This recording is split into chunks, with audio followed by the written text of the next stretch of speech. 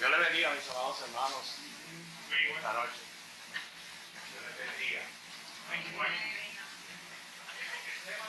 ¿Por qué le digo que podría representar una dicotomía? Mire, esta palabrita, no se preocupe, yo no necesito micrófono, porque yo sé que se está grabando.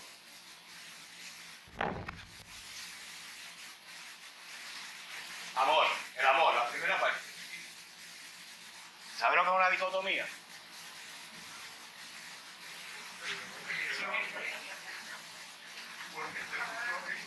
Ajá. Mala interpretación. Usted podría decir, la persona que ama, ama. Y el amor, ¿es amor? Aquí tenemos una gran dicotomía.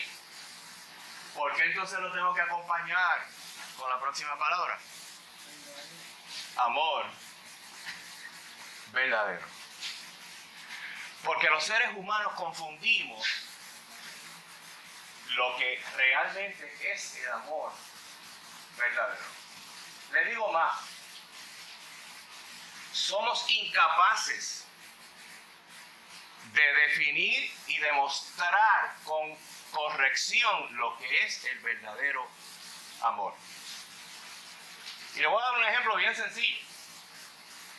Cuando Dios creó al hombre, cuando Dios creó a la mujer de la costilla del hombre, ¿qué relación había entre el hombre, la mujer y Dios antes de Génesis, capítulo 3? ¿No te lo recuerdan? ¿Qué relación había? Una relación continua, una relación íntima, una relación transparente, una relación de amor verdadero.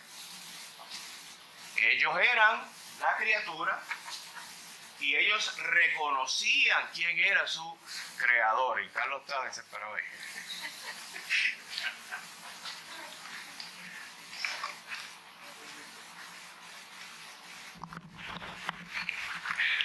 Okay.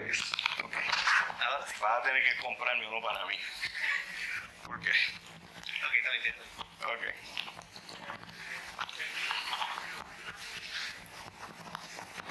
Ok.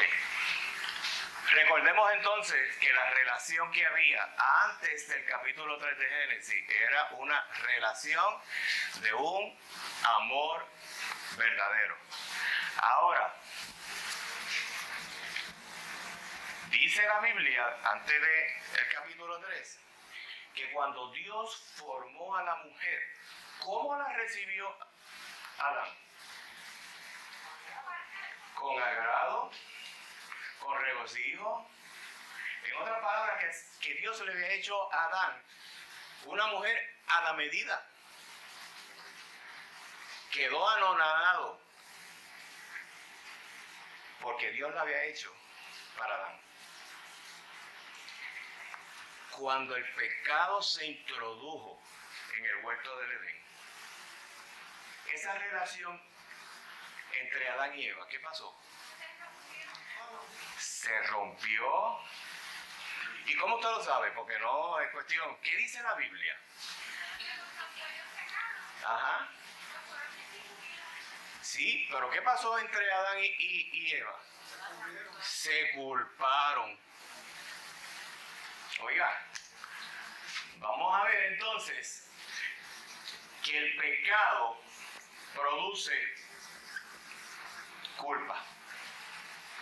Que el pecado distorsiona realmente lo que es el amor. Que el pecado lo que hace es tratar de contradecir y trastocar todo lo que Dios hizo perfecto. Por lo tanto, el título, amor verdadero. Porque eso es lo que Dios espera de su iglesia. Que realmente se ame, como dice la palabra del Señor, que Él nos ha amado y nos sigue amando a cada uno de nosotros. Y la pregunta es entonces ahora, ¿qué Dios espera de su iglesia? términos generales, si usted me fuera a hacer una listita, por lo menos de 4 cosas que Dios espera de su iglesia, de acuerdo a lo que usted ha leído en la palabra del Señor. Rose, que crezca a la imagen de Cristo. Ajá, número 1. Unánime, unidad. Número 2. Obediencia, que es la clave. Fidelidad. Que ame a Dios sobre todas las cosas. Que tengan un mismo sentir. Los versículos bíblicos están aquí, los podemos buscar. Todo eso que usted ha dicho tiene respaldo bíblico. Pero ¿cómo podemos lograr eso? Es lo que vamos a contestar en esta noche. Vamos a Primera de Juan, la carta de Juan, la primera carta de Juan, capítulo 4, y lo vamos a utilizar como base este capítulo.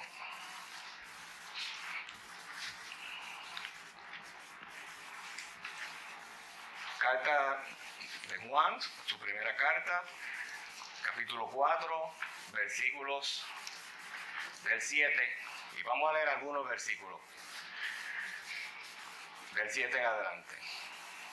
Amados, amémonos unos a otros, porque el amor es de Dios, y todo el que ama es nacido de Dios y conoce a Dios. Permítame detenerme ahí un momentito para volver otra vez a la dicotomía esta del amor. Miren lo que dice: todo aquel que ama es nacido de Dios. Por lo tanto, para usted amar verdaderamente, usted tiene que haber sido ya regenerado, nacido de Dios. Entonces le pregunto, ¿debemos sentirnos honrados y privilegiados por lo que Dios ha hecho en nosotros? Ajá. Así que usted sabe ya que si usted es un hijo de Dios, usted tiene que amar de esta manera. Porque usted ha sido nacido de Dios. Y no tan solo nacido de Dios, conoce a Dios. Ah, pero miren, si usted conoce 3 palabritas bien importantes en esta iglesia, ¿por qué esa es la primera? ¿Ah? Porque para llegar aquí no podemos brincar un trampolín y caer allí. Porque nosotros lo que buscamos como iglesia de Cristo es amarnos correctamente como Él nos ha amado. Y solamente podemos servir con la actitud correcta de amor porque lo conocemos. No porque estamos obligados a servir. Y nadie nos obliga a servir. Eso lo produce el Espíritu Santo en cada uno de nosotros. Y miren lo que dice el versículo número 8. El que no ama no ha conocido a Dios, porque Dios es amor. Volvemos otra vez. El que no ama verdaderamente no ha conocido a Dios, porque si usted le dice a un inconverso, ¿tú amas? Él te va a decir que sí. Y yo amo a mis hijos, yo amo a mi esposa. Pero ese amor no es el amor del cual yo voy a estar hablando en los próximos minutos en esta clase. Versículo 9. En esto mostró el amor de Dios para con nosotros, en que Dios envió a su Hijo unigénito al mundo para que vivamos por Él. Número 10, en esto consiste el amor, no en que nosotros hayamos amado a Dios, sino en que Él nos amó a nosotros y envió a su Hijo en propiciación por nuestros pecados. Y 11, amados, si Dios nos ha amado así, debemos también nosotros amarnos unos a otros. ¿Sabe cuántas veces en el Nuevo Testamento se utiliza la frase unos a otros? 59 veces. Unos a otros. Pero mire lo siguiente. En el año 1966, un antropólogo norteamericano de nombre Edward T. Hall desarrolló una de las teorías más fabulosas, más fascinantes que se hayan desarrollado para explicar la interacción entre los seres humanos, específicamente el área de socialización y comunicación. Y yo quiero, bien rapidito, porque lo que voy a hablar es de Cristo, no de Él, traerle un ejemplo. Cuando usted está frente a un ascensor, tiene que subir el número de pisos, y usted está frente al ascensor, y usted es el primero que llega. Generalmente, ¿qué usted hace si es el primero que llega? ¿Ah? Usted marca el botón. ¿Por qué? Porque está cerca de las puertas, ¿verdad? Observe, en la cultura puertorriqueña, occidental, norteamericana, cuando llega el segundo, puede ser que lo apriete, pero ¿qué hace? Se mueve. Usted tiene las puertas, ¿verdad?, que van a abrir. Usted vino y tocó el botón aquí, y usted vino a lo mejor y se colocó aquí. El otro vino, y si no lo vio encendido, pues vino y lo tocó, pero entonces ese otro se distancia un poquito. Y así sucesivamente. A menos que haya una fila, usted los va a ver distanciados. ¿Por qué la segunda y la tercera persona no se acercan a usted a una distancia así como la que yo estoy de Jorge?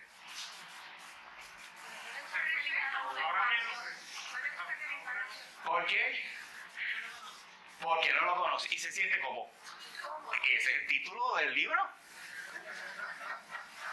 Y se siente incómodo. Y usted se va a dar cuenta que esa incomodidad lo hace alejarse. Eso lo dijo este señor. Y, no, con el COVID a 20.000 millas de distancia. Vean lo que le estoy diciendo. ¿Qué están haciendo utilizando el espacio? Al utilizar el espacio, están comunicando una emoción. Me siento incómodo. Ajá. ¿Y qué ocurre cuando abren la puerta del ascensor y toda esa avalancha de gente entra al ascensor? ¿Qué pasó con el espacio? Apiñado, me lo invadieron. Y usted siente la respiración de que está detrás de usted, aquí mire, detrás de la oreja. Ni se habla. Y el que se atreve a hablar, lo va a hacer de una forma bien general. ¿Cómo que? ¿Qué calor hace? Y eso es un tipo de mensaje que no envuelve riesgo ninguno. Al contrario, se hace de una forma para crear por lo menos un ambiente. Como me siento incómodo, déjame liberar un poquito las tensiones. ¿Se dan cuenta? Este caballero da con un punto bien importante. Él dice que para establecer relaciones, interacción entre un ser humano y otro, de respeto, de cordialidad, tiene que haber un sentimiento más profundo que nos lleve a eso. Vamos a ver si usted lo entiende. En la iglesia se puede dar esta situación, ¿verdad?, de incomodidad. Cuando conocemos hermanos cuando conocemos en el acto hermanos que no vemos muy comúnmente de otras iglesias, etcétera, etcétera. Pero ¿qué nos une? El amor al Cristo. Y esta incomodidad que nosotros sentimos va a pasar a un segundo nivel. ¿Sabe por qué? Porque el amor del Señor en nuestra vida va a ser prioritario. Y yo muestro que amo de esa manera. El amor verdadero no se puede manifestar a la distancia. Y ya mismo lo vamos a ver. Eso se entendió, ¿verdad? Pero mírelo ahora.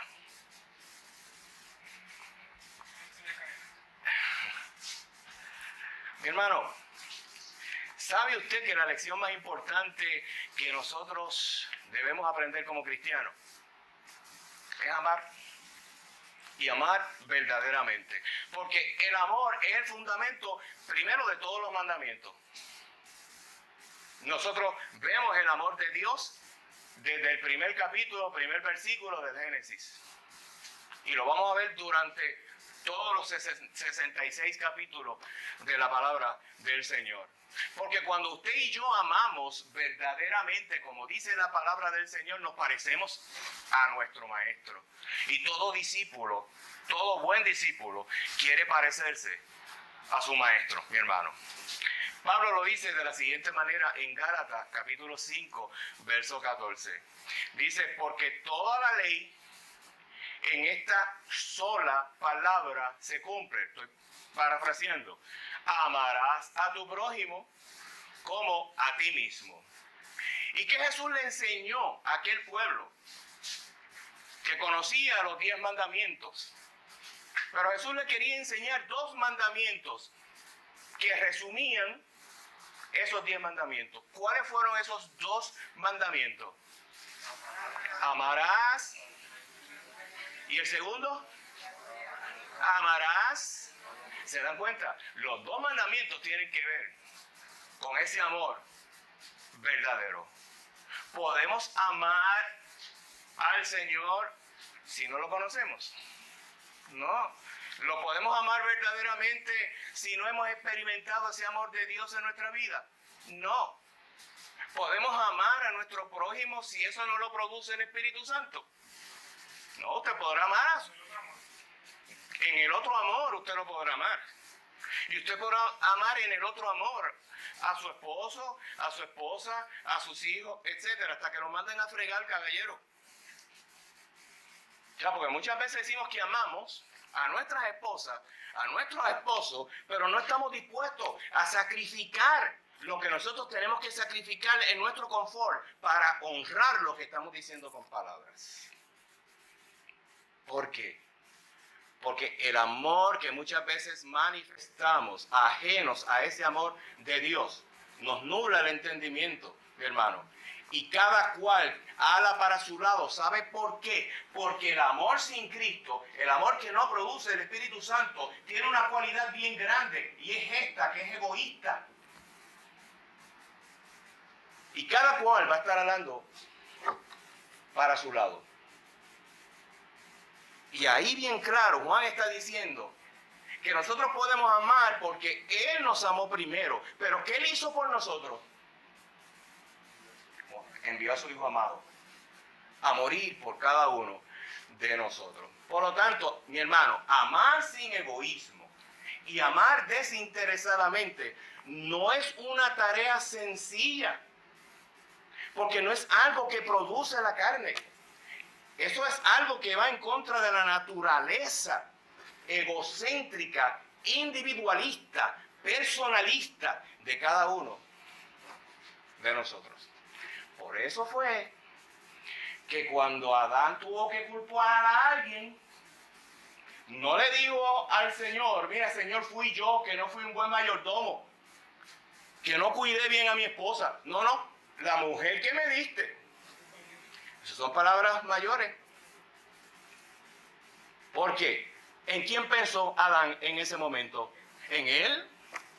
No pensó ni en la persona amada que Dios había puesto a su lado, porque no era bueno que el hombre estuviera solo.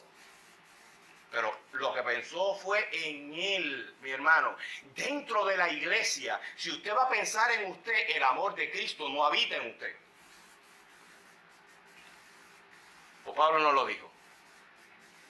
Que nadie tenga más alto concepto de sí mismo que el que debe tener. Y no tan solo eso, sino que debemos mirar al otro como superior a nosotros. No, mi hermano, yo no puedo hacer eso. Bueno, claro que no, en la carne no lo pueden hacer por esto. Porque somos egoístas, en nuestra naturaleza pecaminosa, somos egoístas, mi hermano. Mire, Juan 13, 34 al 35, el mismo Juan que escribió Primera de Juan, en el capítulo 13, vamos a ir allá, versículos 34 al 35. Jesús hablando. Ole, lémoslo ahí bien fuerte. Un mandamiento nuevo os doy, que os améis unos a otros, como yo os he amado, que también os améis unos a otros. En esto conocerán todos que sois mis discípulos, si tuvierais amor los unos con los otros.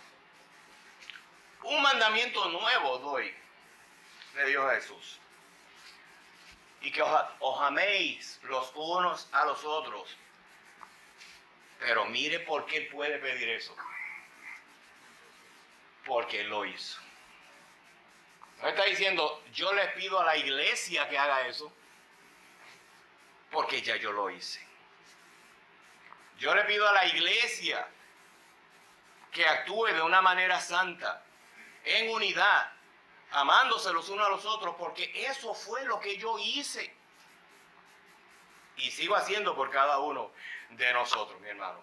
El amor, no tan solo cuando Dios no esté en nuestro corazón, es egoísta, sino que yo quiero que ustedes entiendan que este otro aspecto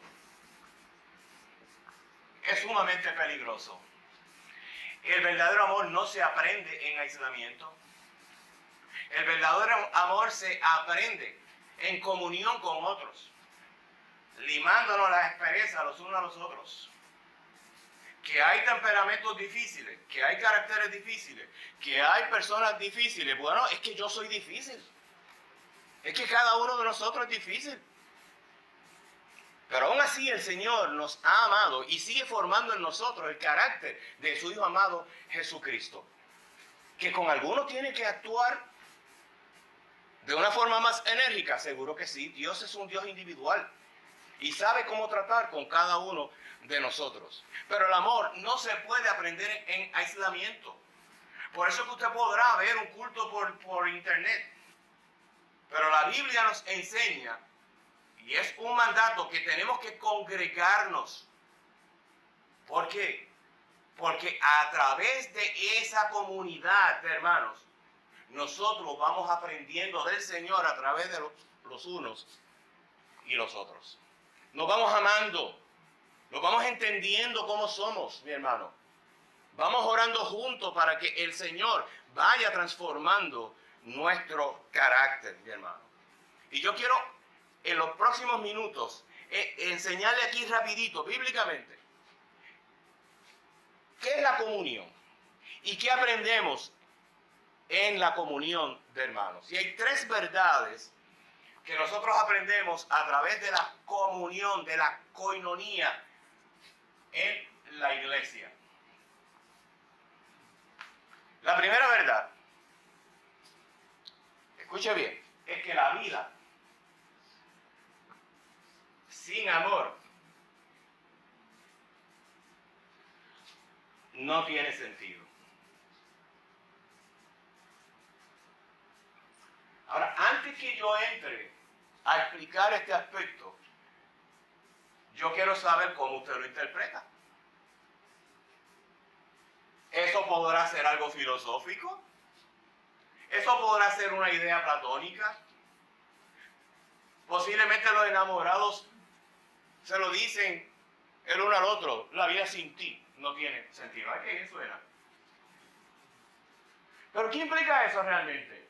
Para usted que es cristiano, que conoce la palabra del Señor, ¿qué implica esto de que la vida sin amor no tiene sentido? Escuche bien, Rose. Que si Dios es amor, sin Dios no hay sentido. Está perdido, Jole. Volvemos a lo que mencionaste ahorita, al aislamiento. Totalmente. Al aislamiento. La vida sin el amor de Cristo no tiene sentido, verdaderamente. Porque Dios lo llena todo. Dios suple todas mis necesidades. En Él estoy completo. Pero sin el amor de Dios, qué difícil es la vida cuando nosotros la vemos desde los lentes espirituales. Le he dicho varias veces que para los pastores es bien difícil ir a una funeraria y estar con personas, ¿verdad?, que uno sabe que en su vida no dieron testimonio de que amaban al Señor, aunque la salvación le pertenece a Jehová y estamos claros en eso. ¿Sabe por qué? Porque cuando uno está delante de ese cuadro,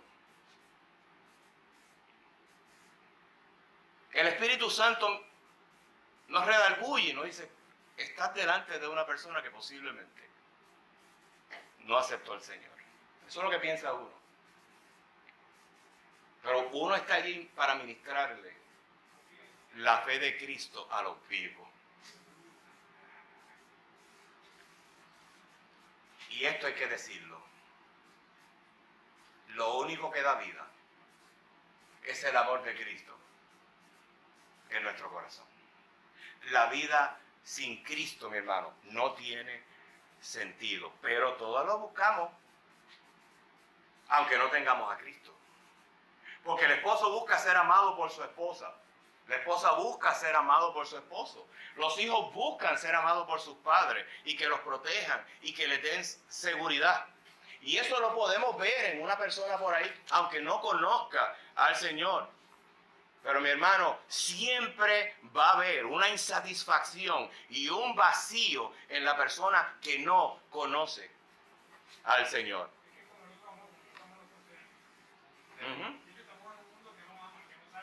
Que no sabe amar, porque lo ve todo desde de los lentes egoístas, ¿verdad? Como dijimos ahorita, Jorge. Por interés, ¿ok? No dígame.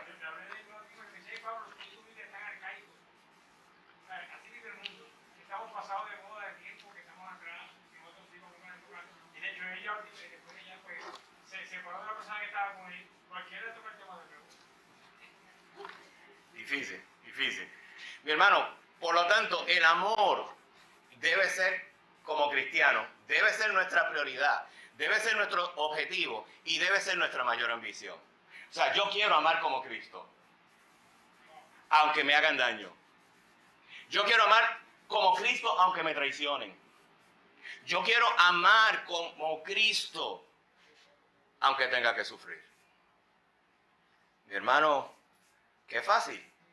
No, pero yo le voy a dar un ejemplo bien claro. Vamos a 1 Corintios 13:13. 1 Corintios 13:13. ¿Quién me lee ese versículo? 1 Corintios 13:13. Ajá.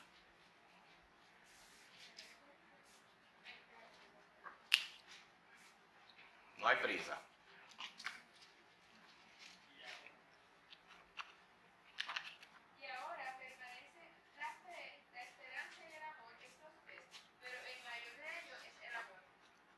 Ese versículo es tremendo. Pero, ¿quién lo está diciendo ahí? ¿Quién lo dice? ¿Quién escribió la carta a los Corintios? Pablo. ¿A quién se lo dice? A la iglesia. ¿Y quién era la iglesia de Corinto? Con muchos dones. Supuestamente bien espiritual. Pero en su comportamiento con los hermanos, bien carnal. En su comportamiento con Pablo, bien carnal. Problemático, mi hermano. Se burlaban hasta el aspecto físico de Pablo. Pero Pablo reiteradamente le está hablando del amor de Cristo. Y Pablo le está diciendo, yo los amo a ustedes entrañablemente. Y no importa lo que ustedes me digan o hagan, yo estoy aquí porque les amo en el amor de Cristo, porque Él me amó a mí primero. Y le quiero recordar que no importa los dones que ustedes tengan, no importan las capacidades que ustedes tengan, lo más importante es el amor. Porque Porque los dones pasarán, pero el amor nunca deja de ser. Pero el amor de Cristo. El amor de Cristo nunca deja de ser. Así, mi hermano, que no es aparentar amor. Porque los seres humanos muchas veces tenemos la capacidad de saber cuándo alguien está aparentando que nos ama. O cuándo alguien está aparentando que se interesa por nosotros. Es mostrar ese interés, porque el Señor lo está produciendo en nosotros. Es darnos por nuestros hermanos, sin importar el costo para nosotros. Es amar al perdido, sin importar el costo para cada uno de nosotros. Es caminar 3 millas.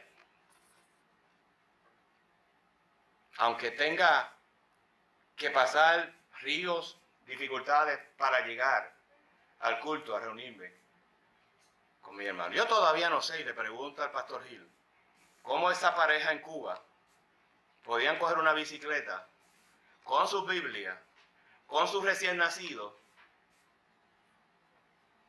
2 horas para llegar a su casa. Pero eran de los primeros en llegar cuando él estaba dando la clase. ¿Cómo lo hacían? Por el amor que le tienen a la obra del Señor y por el amor que Dios pone en cada uno de nosotros. Mire, mi hermano, lo que más importa en nuestra existencia como cristianos, después de aprender a amar a Dios, es que podamos aprender a amar a los demás. No son los logros, no son las adquisiciones, no es el dinero que usted tenga, no es la profesión lo que usted va a mirar. Usted va a mirar a un hijo de Dios que necesita ser amado. Y usted no sabe cuánto ministra el Señor. Cuando una persona está atravesando por una situación difícil y está sufriendo en silencio, pero cuando ve unas manos de un hermano que lo abrazan y le dicen, Cristo te ama y yo también, estamos ahí juntos en esto. Mi hermano, el Señor renueva las fuerzas de ese hermano como el águila. ¿Por qué? Porque la vida sin amor no tiene sentido. Váyase esta noche usted pensando en eso. Y si usted tiene que resolver sus situaciones con alguien, hágalo. Porque el amor de Dios lo va a llevar a hacerlo. Porque el amor de Dios te va, como decía Pablo, me constriñe, me obliga a yo amar a ese hermano. De la manera que el Señor me ama a mí. Lo segundo que yo quiero que usted recuerde en esta noche es que el mejor legado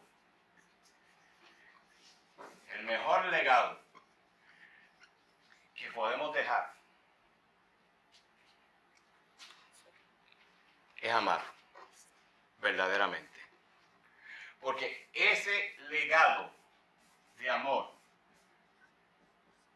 va a permanecer para siempre. Ese segundo aspecto, yo quiero que usted lo vea en el perdido.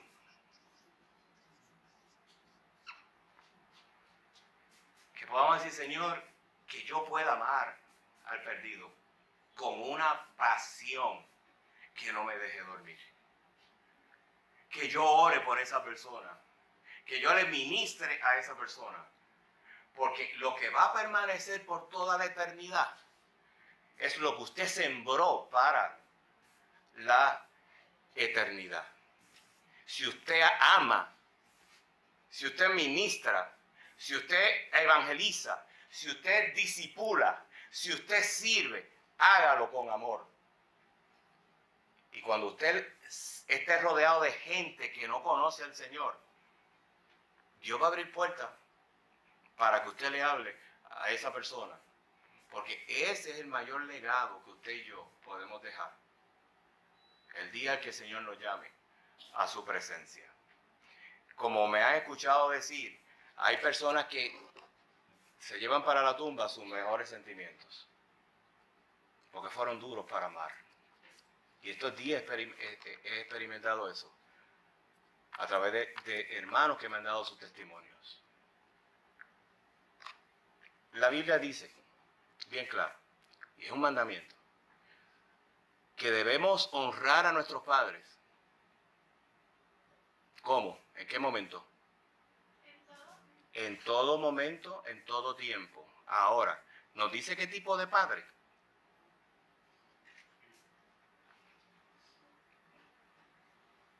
¿A los padres buenos nada más? ¿A los padres que nos sirvieron? No. A todos. Pero qué difícil se le hace a un hijo, aún estando frente al ataúd de un padre, el no poder perdonar.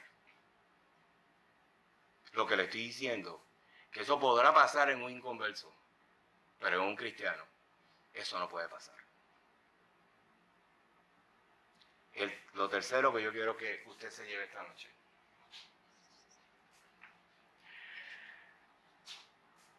Conocí a un ancianito que le molestaba cada vez que en la iglesia se cantaba un corito de avivamiento. Se molestaba porque sus preferencias eran otras en cuanto a la música. Pero era un ancianito que tampoco le gustaba alabar. Y en una ocasión un predicador le dijo: mi hermanito, usted tiene X número de años. Empiece a adorar y alabar al Señor con libertad. Porque eso es lo que usted va a hacer durante toda la eternidad. Comience a practicarlo desde ahora. El amor de Dios hay que practicarlo desde ahora. Hay que mostrarlo, mi hermano. Y hay que entregarse por los demás. ¿Por qué? Porque el amor será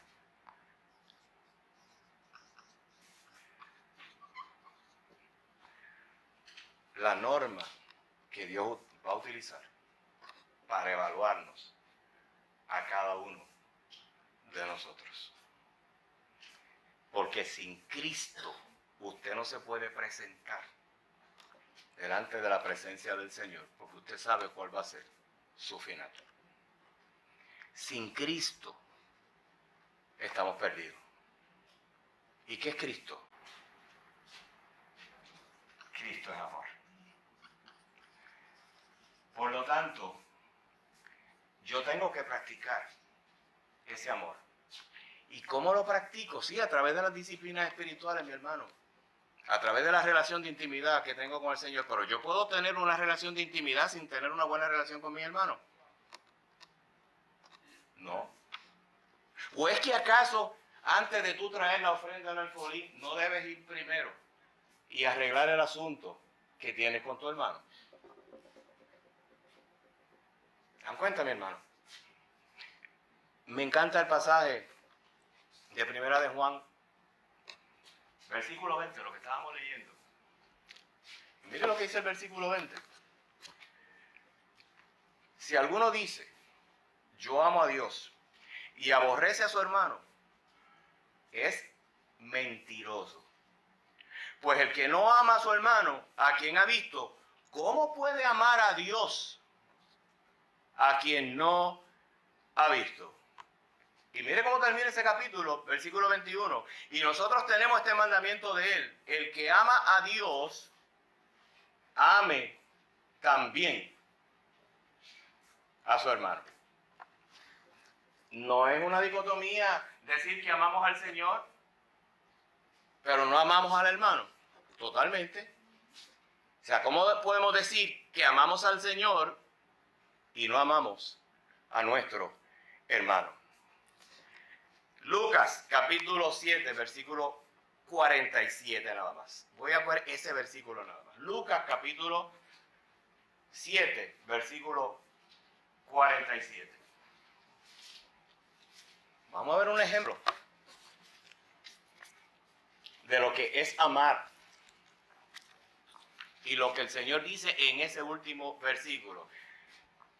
La historia es de Simón, el fariseo, cuando invita a Cristo a cenar. Y allí una mujer pecadora entra a aquella reunión sin ser invitada comienza a llorar a los pies del maestro, seca sus lágrimas en los pies del maestro con su cabello y abre un frasco de perfume y derrama ese perfume a los pies del Señor. Y el fariseo que lo invitó, en su corazón decía, si él supiera quién es esa mujer, en otras palabras, si él supiera cuál es la historia y el trasfondo de esa mujer, ni permitiría que le tocara.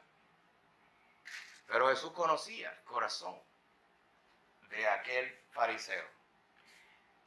Y después que Jesús lo interroga y le cuestiona y lo hace entrar, tal vez en razones para que él vea la realidad de las cosas, ese último versículo, ¿qué dice? ¿Quién me lo lee? Clara, démelo ahí rapidito. Por lo cual te digo que sus muchos pecados les son perdonados, porque amó mucho. Mas aquel a quien se le perdona poco, poco ama. ¿Es una realidad? ¿Cuál era el mensaje para aquel fariseo? ¿Cuál era el mensaje que Cristo le estaba diciendo a aquel fariseo? Que ella estaba verdaderamente arrepentida y le estaba diciendo a aquel fariseo, yo vine aquí como tu invitado, tú no me lavaste los pies. Todo ese aspecto ceremonial que se hacía con un invitado, tú no lo hiciste.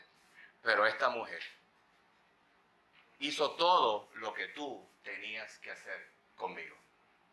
¿Por qué? Por lo que tú has pensado en tu corazón, porque es pecadora. Pero tú no lo hiciste porque no te crees pecadora. Mi hermano, ese es el Dios a quien usted y yo le servimos.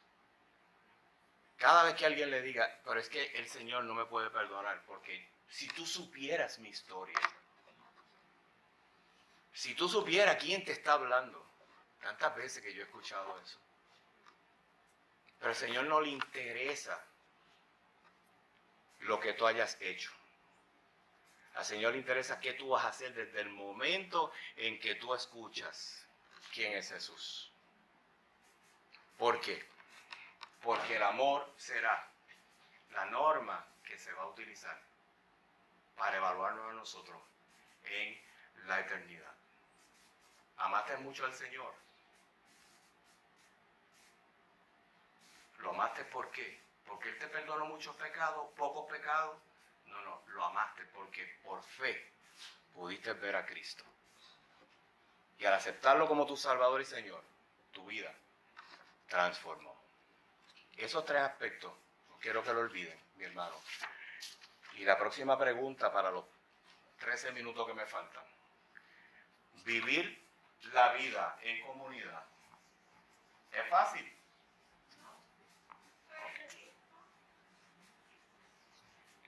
No es fácil, mi hermano. Colosenses 3:15. Pablo le dice a la iglesia de Colosas ahora, nosotros fuimos llamados, y ustedes han sido llamados, a formar un solo cuerpo. Un solo cuerpo. Y la paz de Dios gobierna en nuestros corazones. Ese fue uno de los versículos que utilicé en la clase anterior. A los que así mismo fuiste llamados en un solo cuerpo y sed agradecidos. Salmo 133:1 dice, cuán bueno y cuán agradable es que los hermanos vivan y convivan, ¿cómo? En queja, en armonía. Porque el significado del amor de Cristo en nuestra vida es el compartir. La intención de Dios es que nosotros podamos experimentar una vida juntos, siendo diferentes. Aún sintiéndonos incómodos con las actitudes y los comportamientos de otros hermanos. Lo que Dios busca es ir perfeccionándonos y perfeccionando nuestro carácter a través del comportamiento de ese hermano. Porque es bueno vivir en comunidad, mi hermano. La palabra del Señor lo dice, pero para vivir en comunidad se tienen que dar unos ingredientes. Si usted ha hecho alguna vez un bizcocho, usted sabe que usted tiene que seguir esa receta al pie de la letra. ¿Estamos claros? No confunda el azúcar con sal, porque no va a resultar. Y entonces, si queremos vivir en comunidad, resumiendo, ¿qué tiene que haber? Tenemos que amar, pero amar desinteresadamente. Y ya vimos que esto no es fácil. ¿Qué otra cosa tenemos que hacer? Compartir con un corazón sincero. ¿Ah? Los griegos en sus teatros utilizaban máscaras de cera. Y las máscaras representaban distintos estados de humor. Y si quería representar a una persona alegre, pues se ponía una máscara. Bien, con una sonrisa. Triste, lo contrario. Pero nosotros tenemos que ser sin máscaras. Tenemos que ser sinceros, honestos, con un corazón sincero, honesto, transparente. Pero qué difícil es y qué incómodo es el yo hacerme vulnerable. Porque, mi hermano, siempre me encontré personas que les gusta saber cómo usted está. Y lo que piensa. Y lo que has hecho. Pero cuando usted espera que esa misma persona se abra y sea vulnerable con usted, hasta ahí llegaron.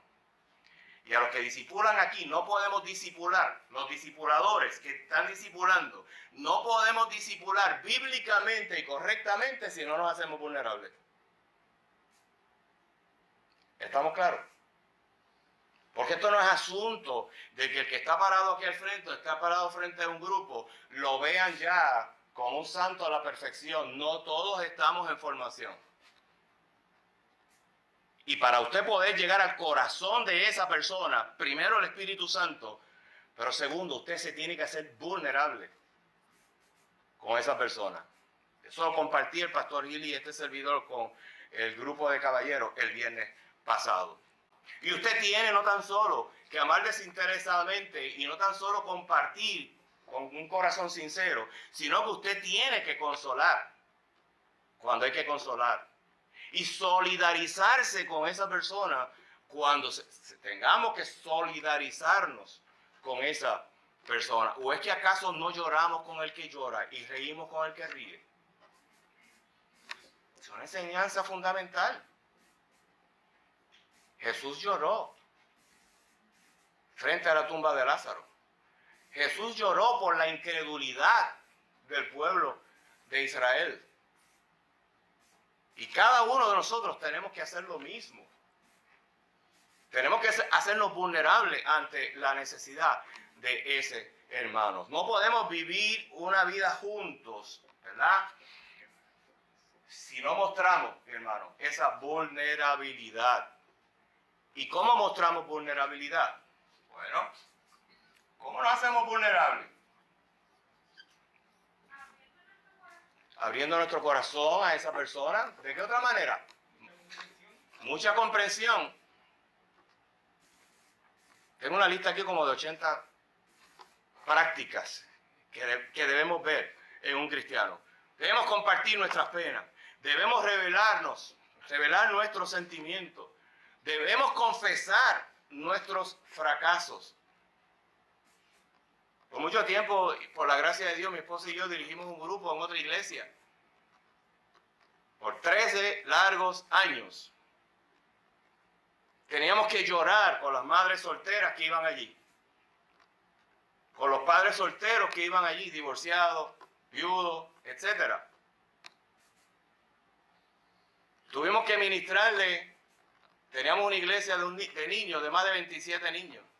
Y lo teníamos que hacer porque si no ministrábamos a los niños, no cuidábamos a los niños, y Wendy está aquí, que es testigo, los adultos solteros no podían participar, porque ¿quién cuidaba a sus niños? Pero no era tan solo cuidarlos, sino ministrarles la palabra del Señor para que se unieran a lo que Dios estaba haciendo en la vida de mamá y de papá. Tenemos que compartir con ellos y tenemos que confesar que nosotros también hemos fracasado, mi hermano. Tenemos que reconocer los temores que tiene esa persona y manifestar los temores que nosotros tenemos también. Porque hay que admitir nuestras debilidades. Porque aunque usted no lo crea, por más que usted lo quiera ocultar, hay otros que posiblemente lo saben, porque lo han visto. Y hay cosas que no se deben ocultar, porque lo que se oculta, mi hermano, Dios lo va a manifestar y lo va a sacar a la luz. Y entonces, ¿por qué usted encontrará, como yo le decía a los caballeros ese viernes pasado, porque usted encontrará que hay mucha gente que dice, no, es que yo no quiero ir a la iglesia, porque eso está lleno de hipócritas? Primero que es una excusa. Vamos a empezar por ahí, no estamos justificando a la persona. Lo que yo quiero que ustedes entiendan que en más de una ocasión, posiblemente usted habrá escuchado eso. Mi hermano, porque cuando Cristo obra en nuestra vida, no es cuestión de conocimiento meramente. Y eso usted lo ha escuchado varias veces aquí, sino que es cuestión de vivencia. ¿Lo vive usted? Lo que usted enseña, lo que predica, lo que está enseñando en un discipulado, lo está viviendo, mi hermano. Porque si no lo está viviendo, estamos enviando un doble mensaje. Y somos peores que los fariseos. Y yo le quiero decir lo siguiente. Este caballero que yo le decía a usted, antropólogo, Edward T. Hall, dijo y probado en su teoría, que cuando usted tiene una dualidad en su comportamiento y usted habla, la gente cree más en sus gestos, en sus acciones, que es lo que usted dice. No le hable a una persona de honestidad y de sinceridad, cuando en el pasado usted no lo ha sido. O sea, no diga que ama a una persona cuando realmente esa persona se acerca con una necesidad y usted le dice otro día, te atiendo. No espiritualice las cosas diciendo, es que yo voy a orar por ti. Se nos olvidó cuando salgamos de la puerta para allá. Coge a esa persona y vamos a orar por ti ahora mismo. Hermano, porque los demás se dan cuenta realmente si nosotros estamos interesados o no estamos interesados en esa persona. En la comunión, mi hermano, verdadera, hay compasión. Y tenemos que experimentar juntos esa compasión. Pablo lo dice en Colosenses 3:12. La Biblia afirma, ¿verdad?, que nosotros fuimos escogidos por Dios, santos y amados. Y debemos vivir con verdadera compasión, bondad, humildad, mansedumbre y paciencia, mi hermano. Colosenses 3:12, parafraseando. Y la compasión satisface dos necesidades humanas esenciales. Y ahí lo voy a dejar. Dos necesidades fundamentales que cuando nosotros vemos la compasión, inmediatamente vamos a satisfacer. Lo primero es que cuando usted muestra compasión a otro, interés por otra persona, esa persona se siente aceptada. Y no tan solo que se sienta aceptada, que es lo que tiene que haber en la iglesia, sino que la persona se siente apreciada. ¿Se siente usted de esta manera aquí? ¿Se siente usted aceptado aquí? ¿Se siente usted apreciado? Eso es el amor de Dios, obrando en la vida de la persona que ha logrado que usted se sienta de esa manera y perciba el amor de Dios a través de esa manera. Por eso es que el grupo de servidores en esta iglesia es sumamente importante, porque cada vez que abren esa puerta y reciben a un invitado con amor, con una sonrisa, y se interesan por esa persona lo que está viendo es esto. El amor de Dios mostrado a través de la compasión de un hermano que está allí, que yo no conozco, y que me va a hacer sentir más cómodo, porque cuando llegamos a una iglesia de visita por primera vez, nos sentimos incómodos. Pero ese hermano que me está recibiendo ahí, con esa sonrisa, Dios te bendiga, bienvenido, está mostrando compasión. Y esa persona, mi hermano,